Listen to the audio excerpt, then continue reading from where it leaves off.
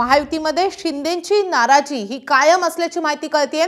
बिहारच्या शपथविधी सोहळ्यासाठी मुख्यमंत्री देवेंद्र फडणवीस आणि अजित पवार हे एकत्र गेले, मात्र सोहळ्यातही हे दोघे एकत्र दिसले।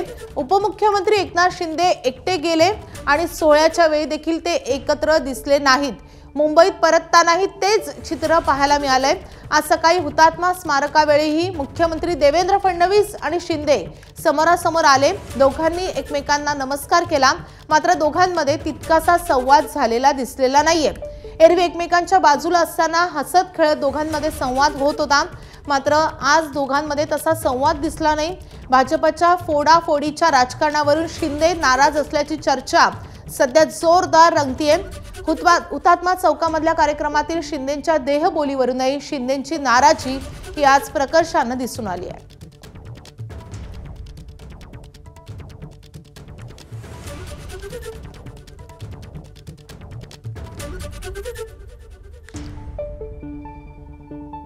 तर बिहारमधल्या शपथविधी सोहळ्याला देखील एकनाथ शिंदे हे वेगळे होते।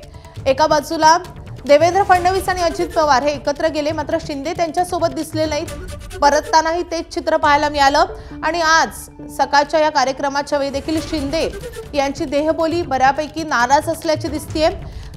एकनाथ शिंदे यांची नाराजी अजूनही दूर झाली नाही का? अमित शहांच्या भेटीनंतरही ते अजून नाराज आहेत का? त्यांची नाराजी दूर न होण्यामागचं नेमकं कारण काय? एकनाथ शिंदेच्या या देहबोली मागचं नेमकं रहस्य काय? एकनाथ शिंदे इतके नाराज का आहेत? महायुतीमधलं नाराजी नाट्य अजूनही संपलं नाहीये का? असे अनेक प्रश्न या निमित्तानं उपस्थित होत आहेत। महायुतीमध्ये सगळं काही आलबेल नाहीये का? असाच सवाल या निमित्तानं उपस्थित होत आहे। एकनाथ शिंदे हे नाराज होते आणि त्यावरूनच त्यांनी अमित शहांची देखील भेट घेतलेली होती, मात्र त्यांची नाराजी कायम आहे का असा प्रश्न उपस्थित होतोय। एबीपी माझा, उघडा डोळे बघा नीट।